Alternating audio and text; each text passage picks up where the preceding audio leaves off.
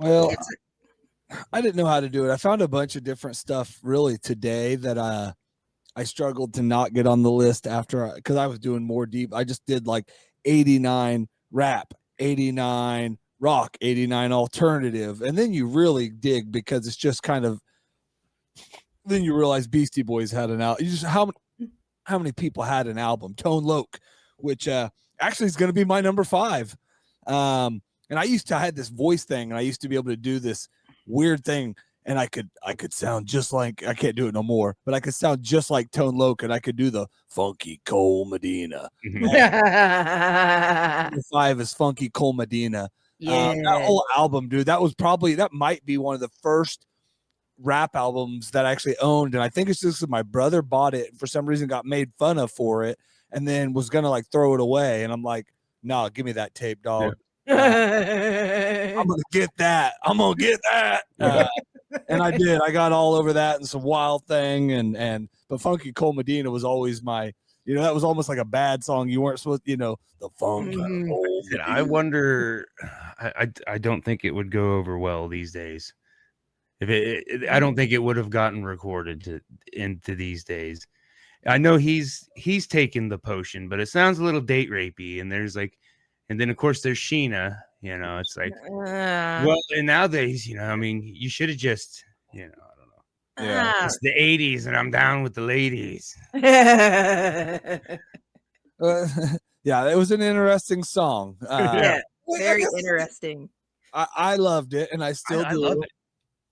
And it was, what's funny is all of these 5, even though 3 of them are picked by other people, were already in my lists anyway. I mean, they are my favorites. So anyways, number 4, this one I did not know was released in 89, and this was a today find, my only actual today find, but it is from Life is Too Short, and it's Life is Too Short. And that was kind of my intro. First one ever hearing him was probably like 90, 91. My brother, I think that's like his 2nd or 3rd album. And then like in a string of like 7 or 8 he put out over, like a 7-year period or whatever, that's not my favorite album, not even close. No. But that song is quintessential Too Short. So anyway, that's my number 4. My number 3, this song has made the list, I believe, before, but not by this artist. I believe it was done in either I don't remember what it was, if it was a remakes episode or whatever, but this is by Depeche Mode, and it's Purple Jesus. Yeah. Oh yeah. That was the Johnny Cash. Yeah, probably. Exactly. That's the one that had made it before. I don't remember if it was the Johnny Cash show. Well, I don't think we've done a Johnny Cash, so it would have been the covers.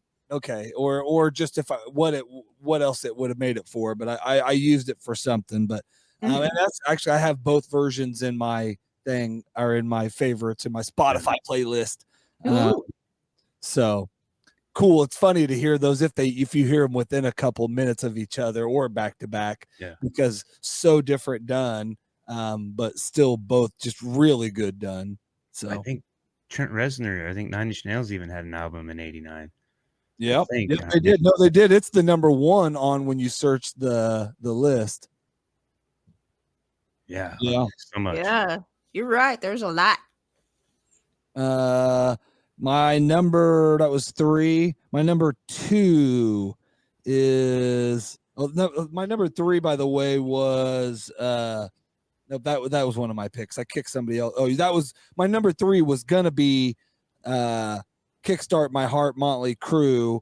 Feel Good, and that was a guy at work, VJ's pick. That's the only reason I want to mention it. I don't care that it got stolen. I just want to mention VJ's pick because I wanted to get his song in there. My number 2 is actually Greg, my warehouse guy's pick. This is from the Fine Young Cannibals.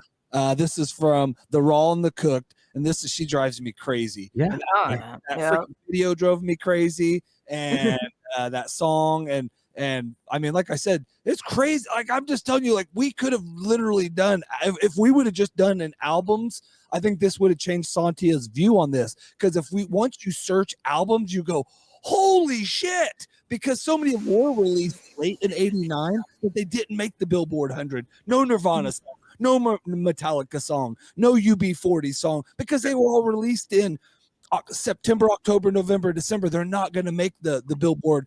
So yes, I agree. If you just did Billboard, but it still had some good songs on the Billboard. But yes, a lot of the best was missed. And my number one, this is also probably one of my number one songs. And I think I might have used it. I searched all my lists. I can't believe if I haven't used it. But anyways, it's from my boy Tom Petty from Full Moon River. Fever. Sorry. And I was fixing it, and it's Free Fallin'. Yeah. Joel's pick. This was at my dad's funeral. This was just a freaking badass song. And that's my number one. Good.